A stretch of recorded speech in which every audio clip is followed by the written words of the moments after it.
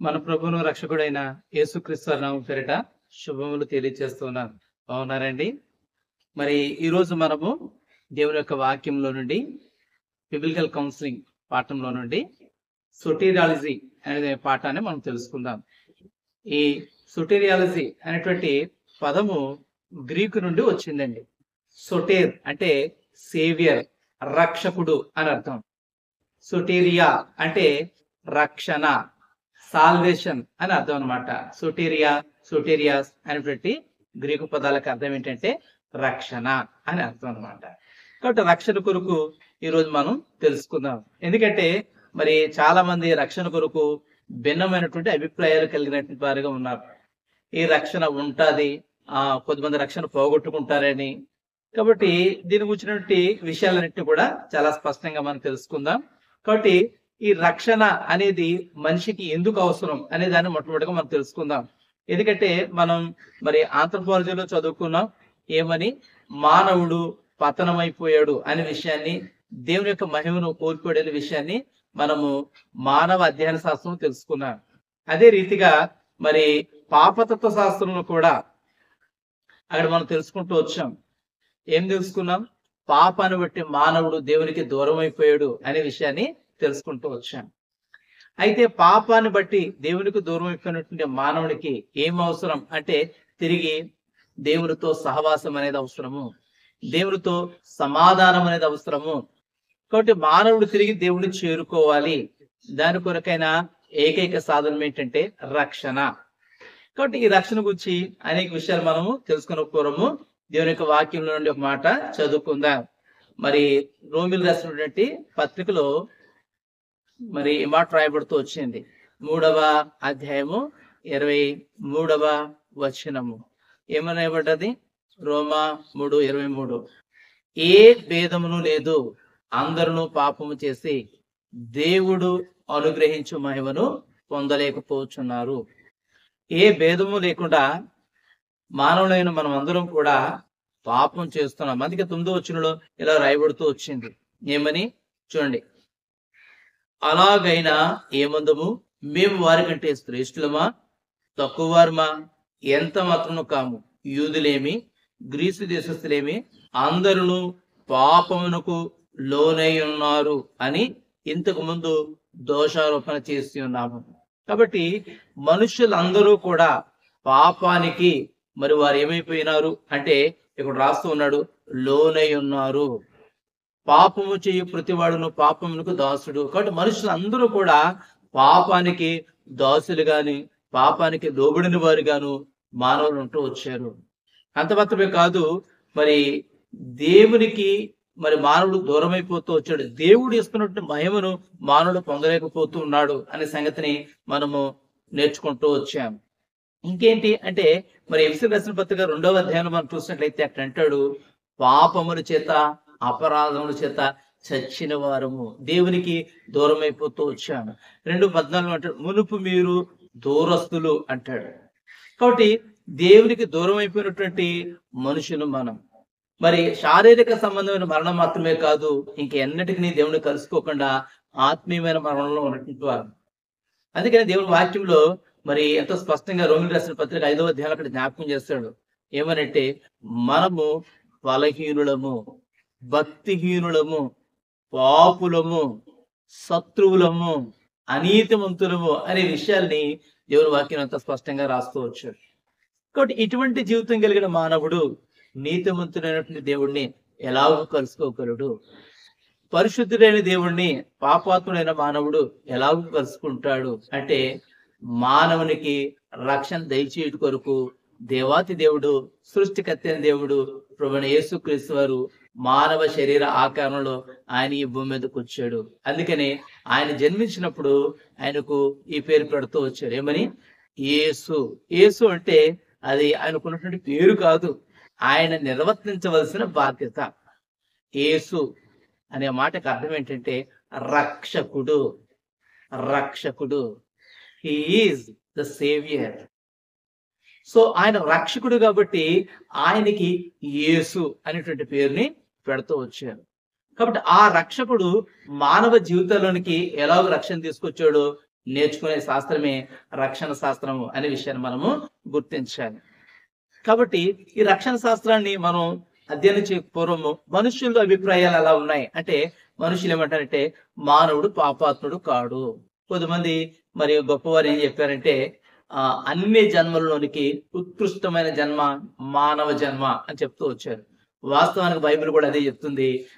ఏమనంటే అందరి మానవులందరి గురించి దేవుని వాక్యం చెప్తున్న మాట ఏంటంటే, మానవుడు దేవుని స్వరూపము కలిగినటువంటి వాడు, దేవుని స్వభావ లక్షణాలు కలిగినటువంటి వాడు. ఇది మరి మానవుడికి ఇవ్వబడిన ఆధిక్యతే కదా. మొట్టమొదటి మానవుడు చేస్తున్న దేవుడు అన్నాడు, నీవు ఏలికగా ఉండాలి, నీవు ఏలాలి, ఏలుదువు గాక అని దేవుడు చెప్తూ వచ్చాడు. అంటే మరి శ్రేష్టమైన వాడే కాదా? శ్రేష్టమైన వాడే. అయితే మరి మనుషులు ఏమంటారంటే ఈ పాపము అనేది మానవుల్లో లేదు అంటున్నారు కొంతమంది. ఇంకా మరికొంతమంది ఏమంటారంటే అంత చెడ్డోడు ఏం కాదండి, మంచితనం కూడా ఉంది కదండి, కాబట్టి నేను చేసినట్టు చెడ్డ కార్యాలతో పోల్చుకుంటే నేను చేసినట్టు మంచి కార్యాలు చాలా ఉన్నాయి కదా, కాబట్టి పాపం నన్ను ఏం చేస్తుంది అని వాడు కొంతమంది ఉంటారు. మరి కొంతమంది ఏమంటారంటే అసలు నరకం అనేది ఎక్కడ ఉన్నదండి, ఎందుకంటే దేవుడు ప్రేమమయుడు, ప్రేమ కలిగిన దేవుడు నరకం ఎందుకు వేస్తాడు అనేది కొంతమంది వాదన. మరి ఏమంటారంటే దేవుడే ఆయన స్వరూపంలో స్వభావంలో చేశాడు కదా, కాబట్టి మానవుని ఏదో రకంగా రక్షించుకోవడం దేవుడు పని కాబట్టి ఆయన రక్షించుకుంటాడు అని చెప్పేసి చాలా మంది చెప్తూ ఉంటారు. అయితే మరి వీటన్నిటిని బైబిల్ సపోర్ట్ చేయట్లేదు. కానీ మరి దేవుని గ్రంథము ఏం చెప్తుంది మానవ స్థితిగతుల కొరకు, మానవ జీవితం కొరకు అనేది దేవుని యొక్క లేఖనం నుండి మనము చూద్దాం. యెషయా గ్రంథంలో మనం చూసినట్లయితే భక్తుడు ఒక శ్రేష్టమైన మాటని జ్ఞాపకం చేస్తాడు. యెషయా గ్రంథము 59వ అధ్యాయము 59:4 నుంచి, నీతిని బట్టి ఎవడును సాక్ష్యం పలుకుడు, సత్యం బట్టి ఎవడును వ్యాజ్యమాడడు, అందరూ వ్యర్థమైన దాన్ని నమ్ముకొని మోసపు మాటలు పలుకుదురు, చెడును గర్భము ధరించి పాపమును కందురు, వారు విడునాగుల గుడ్లను పొదుగుదురు, సాలిపురుగు వల వేయుదురు, ఆ గుడ్లు తినువాడు చచ్చును, వాటిలో ఒకదాని ఎవడైనా త్రొక్కినేళ్ల విషసర్పం పుట్టును. చూడండి, దేవుని వాక్యం ఎంత స్పష్టంగా మాట్లాడుతున్న మాట అంటే, నీతిని బట్టి ఎవడును సాక్ష్యము పలుకడు, సత్యమును బట్టి ఎవడును వ్యాజ్యమాడడు. మనుషులు ఎలా ఉన్నారంటే సత్యాన్ని బట్టి వారు మాట్లాడేవారుగా లేరు. ఇక 3వ వచనంలో అయితే అంటాడు, మీ చేతులు రక్తము చేతను మీ వేళ్ళు దోషము చేతను అపవిత్రపరచబడి ఉన్నవి, మీ పెదవులు అబద్ధములాడుచున్నవి, మీ నాలుక కీడును బట్టి మాట్లాడుచున్నది. కాబట్టి మానవ యొక్క జీవితము ఇలా ఉంటూ వచ్చింది. మానవుడు దేవునికి దూరస్తుడిగా ఇలా ఉంటూ వచ్చాడు. కాబట్టి మానవ యొక్క స్వభావము, మన యొక్క లక్షణాలు వీటిని మనం గమనించినప్పుడు మానవుడు ఎలా ఉన్నాడు అంటే, మరి నీతిని బట్టి సాక్ష్యం పలికేవారుగా లేరు, సత్యాన్ని బట్టి వ్యాజ్యమాడరు, అందరూ వ్యర్థమైన వాటిని నమ్ముకొనుచూ ఉన్నారు. అట్లాగే రోమీయులకు రాసిన పత్రికలో మనం చూసినట్లయితే మరి 5వ అధ్యాయంలో ఈ మాటలు రాయబడుతూ వచ్చింది. రోమీయులకు రాసిన పత్రిక 5వ అధ్యాయము చూడండి 6 నుంచి మనం చూస్తున్నప్పుడు ఇలా మనం చెప్పుకున్నట్లుగా మానవుడు ఎలా ఉన్నాడంటే బలహీనుడిగాను, భక్తిహీనుడిగాను, అనీతిమంతుడిగాను, దేవునికి దూరస్తుడిగాను, సమాధానం లేని వారుగాను మానవుడు ఉంటూ వచ్చినప్పుడు మరి ఎలాగూ మరి దేవుడు కలుసుకోగలుగుతాడు మానవుడు. ఇది మానవుని యొక్క స్థితి అంటూ వచ్చింది. కాబట్టి ఇటువంటి మానవుడిని రక్షించాలి అని చెప్పేసి క్రీస్తు ప్రభువారు యుక్త కాలమున వారి కొరకు మరణించెను అనే మాట రాయబడుతూ వచ్చింది.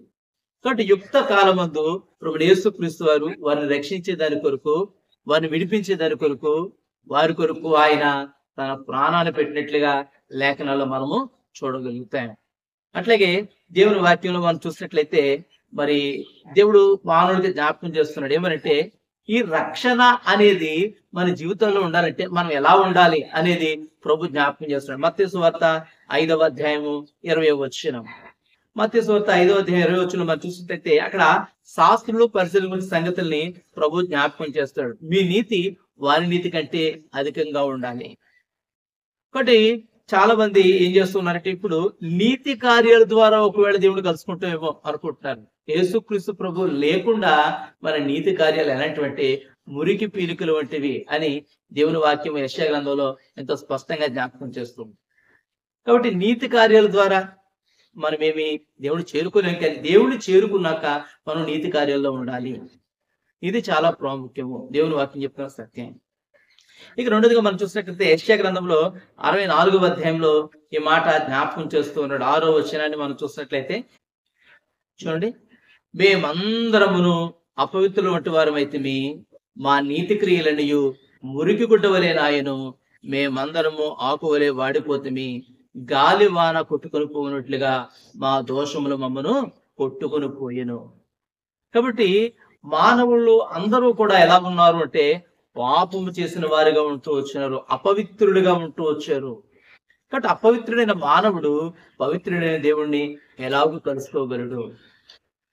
కాబట్టి మానవ జీవితంలో రక్షణ పొందడానికి ఎటువంటి అవకాశము లేదు. ఎందుకంటే మానవుడు పూర్తిగా చెడిపోయినటువంటి వాడిగా, నశించిపోయిన వాడిగా మానవ జీవితం ఉన్నట్లుగా లేఖనాల ద్వారా మనము చూడగలుగుతున్నాం. కొరింథీయులకు రాసినటువంటి మొదటి పత్రికలో 2వ అధ్యాయము 14వ వచనంలో మాట్లాడుతుంది ఏమనంటే, ప్రకృతి సంబంధమైన మనుషుడు దేవుని ఆత్మ విషయములను అంగీకరింపడు.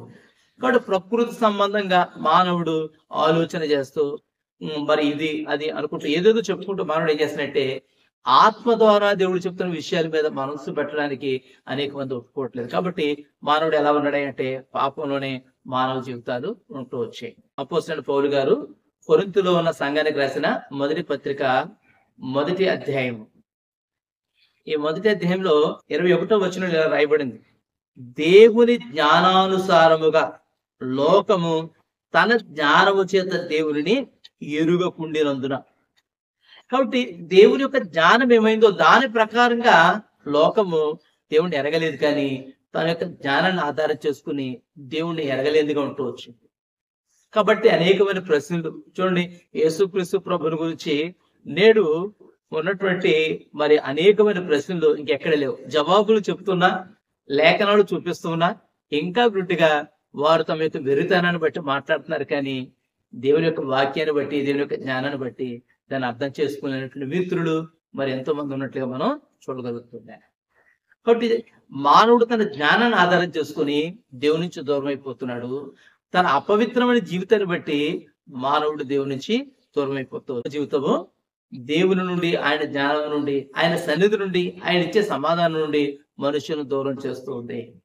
కాబట్టి సృష్టికర్త అయిన దేవుడు ఏం చేసినట్టే మానవ శరీర ఆకారంలో ఈ భూమి మీదకి రక్షకుడిగా వచ్చాడు. తనను ఎందరు అంగీకరించురో అనగా తన నామమందు విశ్వాసం ఉంచిన వారు అందరికీ దేవుని పిల్లలగుటకు ఆయన అధికారమును అనుగ్రహించెను. ఎంత గొప్ప అనుగ్రహం ఇది. కాబట్టి ఎవరైనా సరే, ఏ మతానికి చెందిన, ఏ జాతికి చెందిన మానవ మరి జాతులు ఉన్నటువంటి ఏ వ్యక్తి అయినా సరే ప్రభువైన యేసుక్రీస్తు వారి నామాన్ని ఒప్పుకుంటే చాలు, ఆ నామనందు విశ్వాసం ఉంచితే చాలు, వారిని దేవుని పిల్లలుగా చేస్తూ ఉంటాడు. మరి కొరింథీలో ఉన్న సంఘానికి రాస్తూ 2వ పత్రికలో 5వ అధ్యాయంలో 17వ వచనంలో మరి ఇలా రాయబడింది, ఎవడైనా క్రీస్తు యేసునందు ఉన్న ఎడల వాడు నూతన సృష్టి, పాతవి గతించును, ఇవిగో క్రొత్త వాయినం. కాబట్టి సమస్తమును క్రొత్తగా దేవుడు చెయ్యాలని ఆయన కోరుతూ ఆయన ఏం చేసినట్టే మానవుడికి రక్షణ అనుగ్రహిస్తూ వచ్చాడు. కాబట్టి ఎవడైనా క్రీస్తు యేసునందు ఉన్న ఎడల ఉంటే చాలు, ఆయన నామాన్ని ఒప్పుకొని ఆయనలోనికి మరి సాక్షిగా మానవుడు రాగలిగితే చాలు. మరి రోమలో ఉన్న సంఘానికి జ్ఞాపకం చేస్తూ మాట అంటాడు, రోమీయులకు రాసిన పత్రిక 10వ అధ్యాయము 9వ వచనం, యేసు ప్రభు అని నీ నోటితో ఒప్పుకుని దేవుడు మృతులను ఆయన లేపిన నీ హృదయమందు విశ్వసించిన ఎడల నీవు రక్షింపబడుదువు. నోటితో ఒప్పుకుంటే చాలు, హృదయంలో విశ్వాసం ఉంచితే చాలు, ఏమైపోతామంటే రక్షింపబడతాము, దేవుని పిల్లలుగా చేయబడతాము.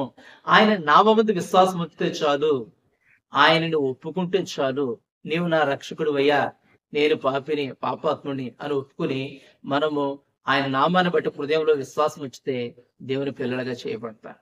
ఎంత గొప్ప ఆధిక్యత దేవుడు మనుషులకు ఇస్తూ ఉన్నాడు. ఇంకా మరి దేవుని వాక్యంలో మనం చూసినట్లయితే అపోస్తల కార్యాల్లో 26వ అధ్యాయం మాట రాయబడుతూ వచ్చింది. అపోస్తల కార్యములు 26వ అధ్యాయము 20వ వచనము, చూడండి ఇక్కడ ఒక మాట చివరి భాగంలో ఉంటూ వచ్చింది. వారు మారు మనస్సు పొంది దేవుని తట్టు తిరిగి మారు మనస్సునకు తగిన క్రియలు చేయవలెను. కాబట్టి ఒక వ్యక్తి మారు మనసు పొందడం అంటే తాను పాపిని అని గుర్తించి తన పాపం నిమిత్తము యేసుక్రీస్తు ప్రభువారు చనిపోయారు అని విశ్వసించి, ప్రభువా నా పాపాలు క్షమించు అని ఆయన వేడుకొని దేవుడిచ్చే క్షమాపణను పొందుకుని ఏం చేయాలంటే ఇక ఆ పాప కార్యాలు చేయడం అనేది మానేయాలి. పాపకార్యాలు చేయడం చేయాలి, మానేయాలి. ఇప్పుడు ఏం చేయాలి? మారు మనసుకు తగిన క్రియలు చేయాలి. అదే మాట మరి రోమీ రాసిన పత్రికలో ఎంతో స్పష్టంగా 8వ అధ్యాయంలో దేవుడు రాయించి పెడుతూ వచ్చాడు. శరీరానుసారముగా ప్రవర్తించుటకు మనము శరీరమునకు రుణస్థులము కాము. ఒకప్పుడు ఈ శరీర సంబంధమైన కార్యాలతో దేవుని యొక్క పవిత్రత, దేవుని యొక్క నీతి లేని ప్రజలకు ఉన్న మనల్ని ప్రభువు తన సిలువ కార్యం ద్వారా నీతిమంతులుగా చేశాడు. శరీర సంబంధమైన కార్యాల నుంచి విడుదల ఇచ్చాడు. ఇంకా ఎవడైనా శరీర సంబంధమైన కార్యాలు చేస్తుంటే, ఇంకా త్రాగుబోతుగా, ఇంకా తిట్టుబోతుగా, ఇంకా వ్యభిచారిగా, ఇంకా దొంగగా, ఇంకా అబద్ధకుడిగా ఉన్నాడంటే శరీరానుసారమైన కార్యాల్లో ఉన్నాడని అర్థము.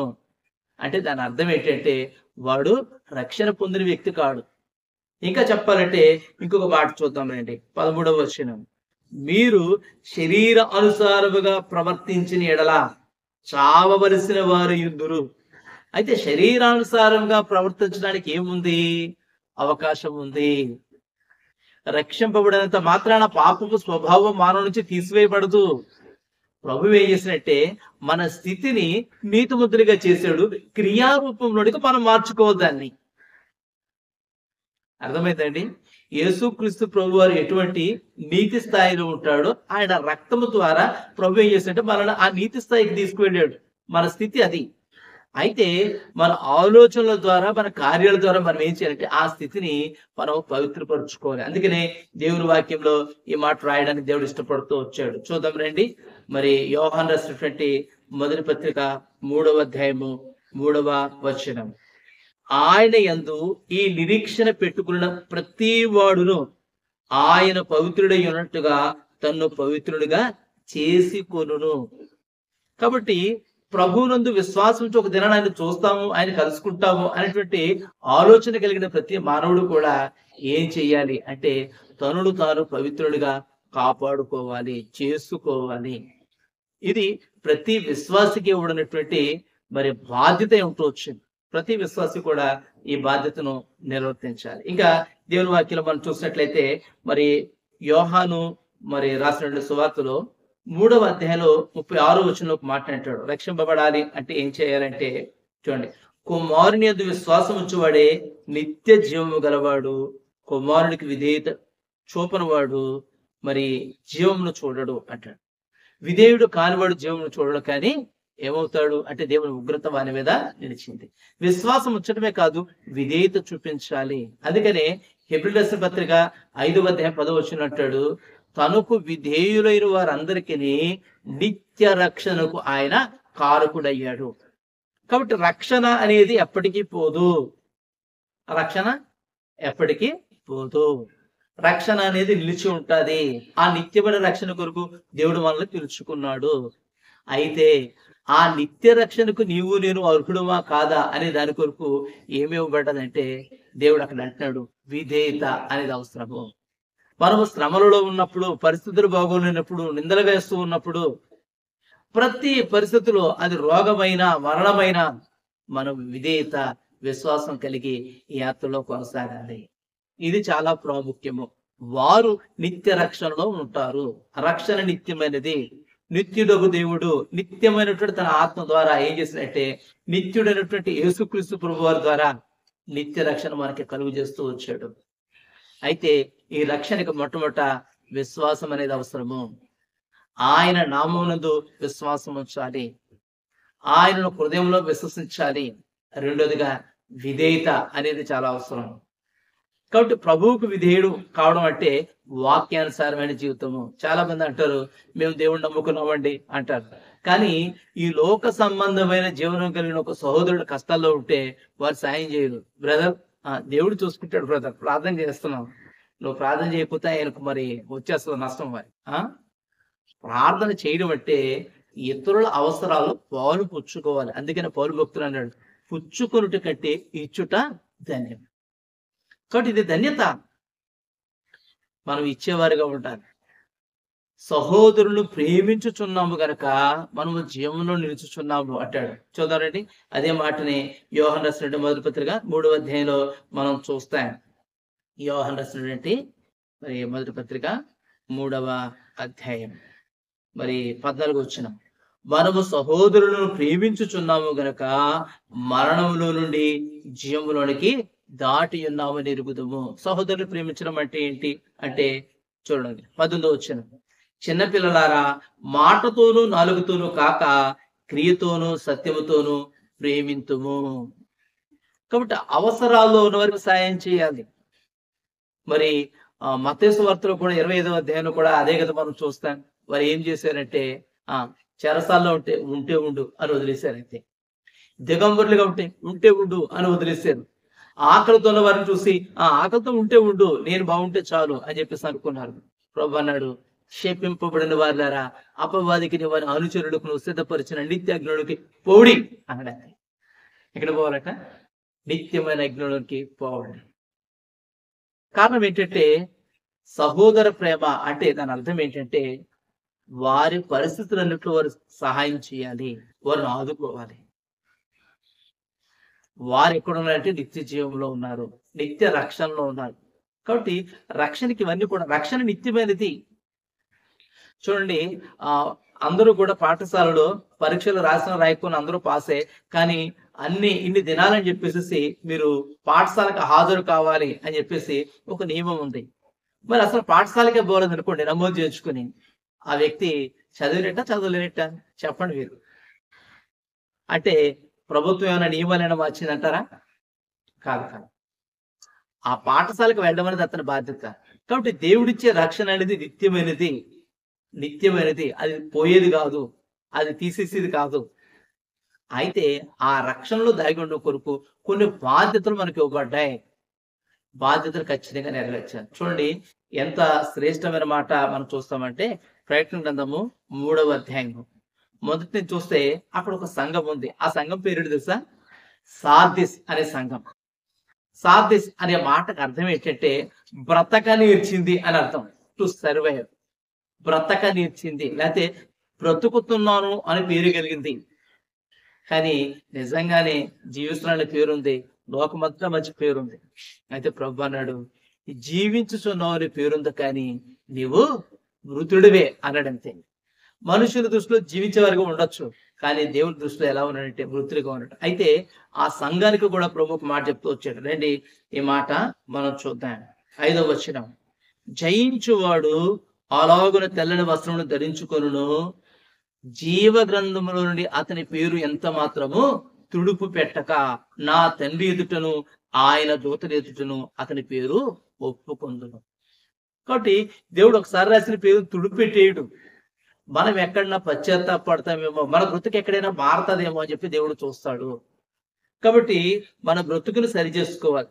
చూద్దామండి 2వ వచనం ఏమంటే, నీ క్రియలు సంపూర్ణముగా లేవు, నీవు జాగరూకుడుగా లేవు, చావనై ఉన్న మిగిలిన వాటిని నీవు ఎంతవరకు బలపరచలేదు, అయితే బలపరచు.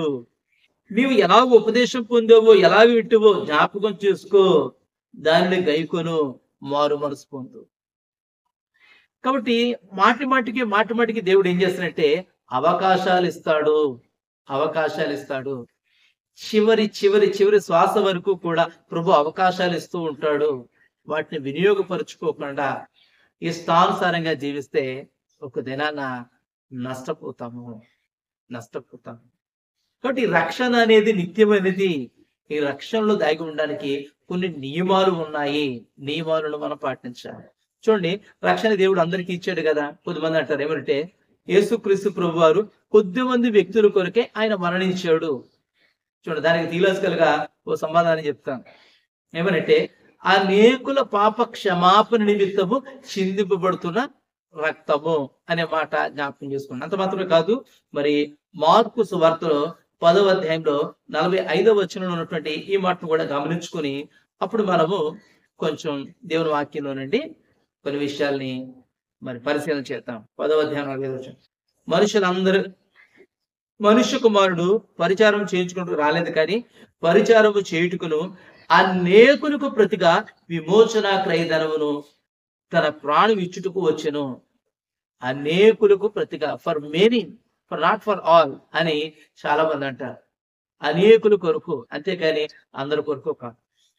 అయితే దేవుని వాక్యాన్ని మనం స్పష్టంగా గమనించినప్పుడు దేవుని వాక్యంలో ప్రభు ఏమన్నాడో తెలుసా?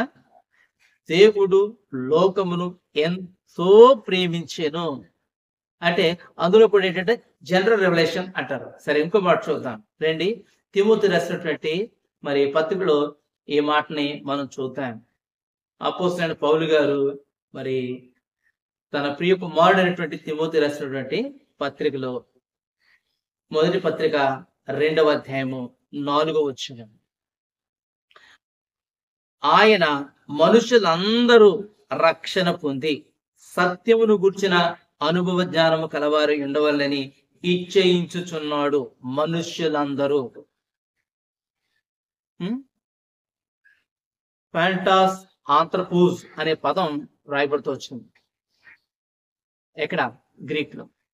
దాని అర్థం ఏంటంటే అందరూ, మనుష్యులందరూ, మెనీ కాదు, ఇక్కడ ప్రతి ఒక్కడు కూడా దేవుని గురించిన అనుభవ జ్ఞానం కలిగి దేవునిలో కొనసాగాలి అని చెప్పేసి దేవుడు ఇష్టపడుతూ వచ్చాడు. అట్లాగే అపోస్తల కార్యాలు 17వ అధ్యాయం మనం చూసినట్లయితే 30-31 వచనాల్లో ఈ మాట రాయబడుతూ వచ్చింది. ఏమని? 17వ అధ్యాయము 30-31 వచనాలు. ఆ అజ్ఞాన కాలమున దేవుడు చూచి చూడనట్లుగా ఉండెను. ఇప్పుడైతే అంతటను అందరును మారు మనసు పొందవలనని మనుష్యులకు ఆజ్ఞాపిస్తున్నాడు. అంతటను అందరును. ఇక్కడ కూడా వాడు పలానా మతానికి చెందినవాడు, పలానా ప్రాంతానికి చెందిన, అట్లా ఏం లేదండి. అందరూ కూడా మరి మారు మనసు పొందాలని చెప్పేసి దేవుడు మనుషులకు ఆజ్ఞాపిస్తూ ఉన్నాడు. కాబట్టి మనుషులందరి కొరకు దేవుడు ఈ ద్వారాన్ని తెరిచిన వారిగా ఉంటూ వచ్చాడు. అంతటా అందరూ ప్రభువుని తెలుసుకోవాలి. కాబట్టి ఎన్నికైనటువంటి వారు మరి దాంట్లో ఉన్నారు, ఖచ్చితంగా ఉన్నారు. ఎప్పుడు ఎన్నుకున్నాడు అంటే జగత్తుకు పునాది వేయబడకపోవడమే దేవుడు మనుషులను ఎన్నుకుంటూ వచ్చాడు. అయితే ఆది నుంచి కూడా దేవుడు ఏమంటున్నాడంటే మనుషులందరూ కూడా ఈ రక్షణ గురించిన అనుభవ జ్ఞానం పొందాలి, అందరూ మారు మనసు పొందాలి అని చెప్పేసి ఆయన తన ప్రేమ కార్యాన్ని అందరి ఎడల ఆయన జరిగించిన వారిగా ఉంటూ వచ్చాడు. అంత మాత్రం కాదు, రోమిలు రాసినటువంటి పత్రికలో 10వ అధ్యాయంలో అక్కడ రాయబడిన మాట 12-13 వచనాలు, తనకు ప్రార్థన చేయువారందరినీ ఆయన రక్షిస్తారు. కాబట్టి ఎంతమంది అయితే ఆయన మీద విశ్వాసం ఉంచారో, ఎంతమంది అయితే ఆయనకు ప్రార్థన చేస్తూ ఉన్నారో, ఎంతమంది అయితే మారు మనసు పొందారో వారందరికీ ఆయన రక్షణను అనుగ్రహిస్తున్నాడు. మొన్న డిఎస్సి మరి నోటిఫికేషన్ పడ్డది. దానికి మరి క్వాలిఫికేషన్ కలిగిన వాళ్ళు అందరూ కూడా అప్లై చేశారు. నేను కూడా క్వాలిఫికేషన్ కలిగిన వాడిని, నేను అప్లై చేయలేదు. ఇప్పుడు నాకు జాబ్ ఇస్తారా చెప్పండి? అంటే దీంట్లో ప్రభుత్వం ఏమైనా తప్పు ఉందా? చెప్పాలి మీరే. అట్లాగే రక్షణ గురించి దేవుడు ఏం చేసినట్టే ఇది ఓపెన్, అందరి కొరకు. మానవుడు పాపం చేయడానికి ఎలాగైతే స్వతంత్రం ఇచ్చాడో రక్షణ పొందడానికి కూడా మానవుడు స్వతంత్రం ఇచ్చాడు. కాబట్టి మానవుడు ఆ రక్షణ సువార్తను విని, అందుకని అంటాడు వినుట వలన విశ్వాసము కలుగును.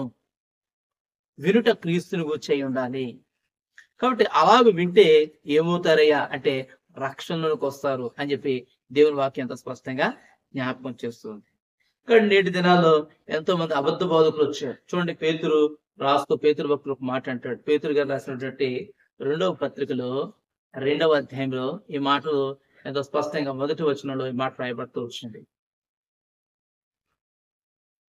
మరియు అబద్ధ ప్రవక్తలు ప్రజల్లో ఉండేది, అటువలనే మీలోను అబద్ధ బోధకులుందురు.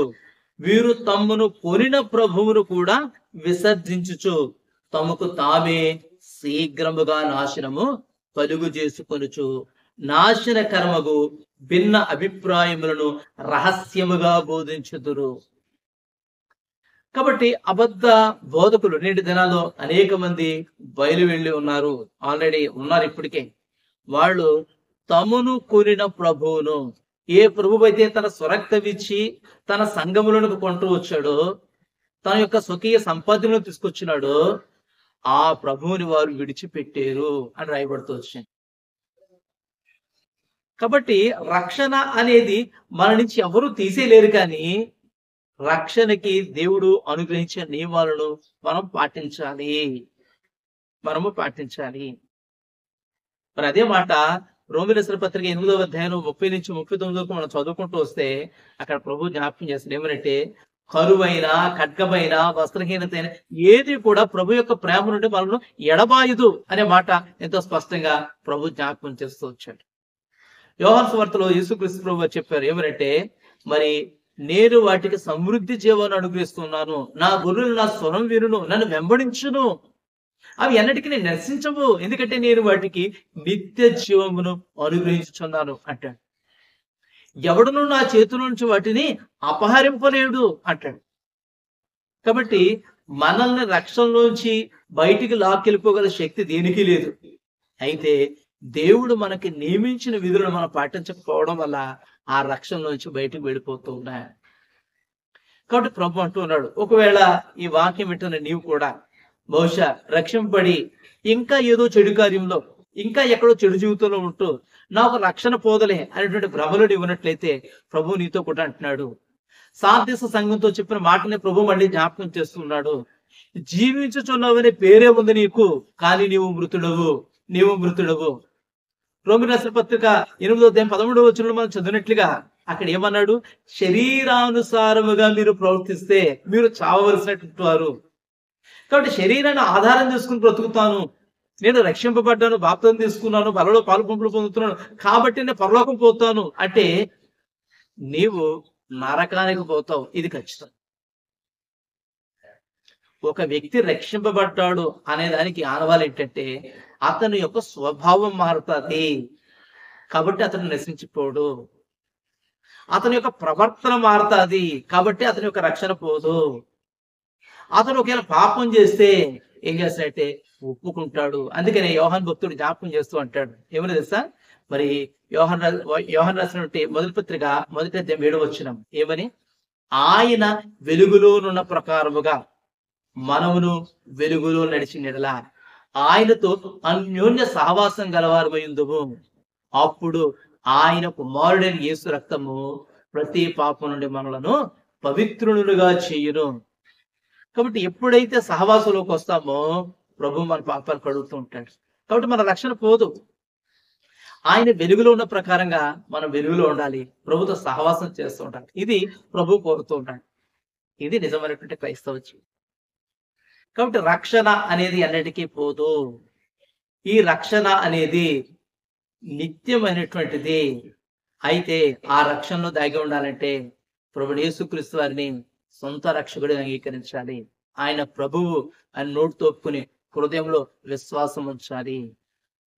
అంత మాత్రమే కాదు, ఆయనకు విధేయత చూపించాలి.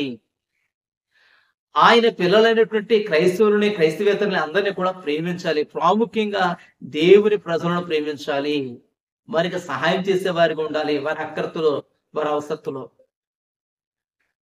కాబట్టి ఇలాగుగానే మనం ప్రవర్తిస్తే శరీర అనుసారమైనటువంటి కార్యాలను చేయడానికి మనం మానేసి ఆత్మానుసారమైనటువంటి కార్యాలు చేస్తే, దేవుని ఆత్మ చేత నడిపింపబడితే దేవుని కుమారులుగా ఉంటాం. ఇతరులను సమాధానపరుస్తూ ఉంటే దేవుని కుమారులుగా ఉంటాం. కొంతమంది బోధించడానికి బోధిస్తారు కానీ పాటించరు. అందుకనే వాళ్ళ విషయమే యాకోబు భక్తులు అన్నాడు ఏమలేసా, మనము అనేకమైన విషయంలో తప్పిపోతున్నాం, బోధకులమైన మనకు మరి కఠినమైన శిక్ష. అంటే దాని అర్థం బోధకులు కావద్దని కాదు, బోధకులుగా ఉన్నటువంటి వారు శిక్ష పొందకుండా జాగ్రత్తగా తమ యొక్క ప్రవర్తనను మార్చుకోవాలి, తమ బోధన మార్చుకోవాలి. కాబట్టి ఏ వ్యక్తి కూడా తన రక్షణను పోగొట్టుకోడు. ఎప్పుడు అంటే ఆయన నామందు విశ్వాసం ఉంచినప్పుడు, ఆయనకు ప్రార్థన చేస్తూ ఉన్నప్పుడు, ఆయనకు విధేయులుగా ఉన్నప్పుడు. అంత మాత్రమే కాదు, ఆయన పిల్లలను ప్రేమిస్తూ ప్రేమ అంటే ఎటు చూపిస్తున్నప్పుడు రక్షణ అనేది అన్నిటికీ పోదు. ఒకవేళ మనం పడిపోయినా సరే ప్రభు ఏమంటాడంటే అవకాశం ఇస్తాడు, సాధ్య సంఘానికి ఇచ్చినట్లుగా. కాబట్టి సరి చేసుకుని తిరిగి నీవు మారు మనసు పొందితే, కాబట్టి మారు మనసు పొందడం అనేది చాలా అవసరం. మారు మనసు అనేది చాలా అవసరం. కొన్నిసార్లు ఇలాగ మనం పడిపోయే పరిస్థితులు ఉంటాయి. కాబట్టి ఈ రక్షణ శాస్త్రం ద్వారా ఒక మనిషి క్రీస్తులు ఎలా కొనసాగాలి అనే విషయాన్ని తెలుసుకుంటూ ఉన్నాను. కాబట్టి మీ సంఘంలో ఒకవేళ ఎవరైనా పాపంలో పడిపోతే నరకానికి పోతావులే అని అనకండి. వాళ్ళకి గుర్తు చేసి చూడండి, ఇక్కడ మనం గమనించినట్లయితే అక్కడ ఒక మాట ఉంటుంది, ఏమో తెలుసా? సార్దిస్సులో ఉన్న సంఘపు దూతకు ఈలాగు వ్రాయము, ఓ దైవజనుడా ఈ లేఖ నీకే. నీ సంఘములో వ్యభిచారంలోనో, దొంగతనంలోనో, కామకత్వంలోనో, పతనంలోనో ఉండి దేవునికి దూరం అయిపోయి అవిధేయులుగా ఉన్నటువంటి వ్యక్తులను నువ్వేం చేయాలా? చావనై ఉన్న వారిని జాగరూకుడువై ఏం చేయాలా? బ్రతికించు అని చెప్తూ వచ్చాను. కాబట్టి మారు మనసుకు వచ్చిన బోధ సంఘాల్లో ఉండాలి. సంఘానికి దేవుడిని ఎందుకు ఉంచాడంటే చేతులు కడిగేసుకోవడానికి కాదు, నేను చెప్పేసి నాది అయిపోయింది అనడానికి కాదు. సంఘానికి నేను ఎందుకు నియమించాడంటే సంఘంలో పడిపోయిన వారిని కాయడానికి, వారిని పోషించడానికి, వారిని మేపడానికి ప్రభువు నిన్ను ఎన్నుకుంటూ వచ్చాడు. కాబట్టి దైవజనుడా, నీ సంఘంలో ఏ సమస్య ఉన్నా వాక్యాన్ని ఆధారం చేసుకుని వారి తిరిగి రక్షణలోనికి, తిరిగి వారి మారు మనసులోనికి, తిరిగి వారి దేవుడితో సహవాసంలోనికి వచ్చినట్లుగా వారి కొరకు ప్రయాసపడాలి. కాబట్టి రక్షణ అనేది పోయేది కాదు, నిత్యం ఉండేది. ఈ విషయాన్ని గుర్తించండి. ఇక ప్రభు చిత్తం అయితే సంఘము అనే విషయం మీద మరి మనం నేర్చుకుందాం వచ్చే వీడియోలో. అంతవరకు మరి ప్రభు కృప మనకు తోడి ఉండదు కాక. మరి ఈ వర్తమానాలు మీకు నచ్చుతున్నట్లయితే, మీకు ఆశీర్వాదకరంగా ఉన్నట్లయితే ఇతరులతో షేర్ చేయండి. ఛానల్ని ఇంతవరకు సబ్స్క్రైబ్ చేసుకోకపోతే సబ్స్క్రైబ్ చేసుకోండి. అదే రీతిగా మరి ప్రయోజనకరమైనటువంటి వీడియో చేయనట్లుగా నా కొరకు మీ అనుదిన ప్రార్థనలో జ్ఞాపకం చేసుకోండి. అందరికీ వందనాలు.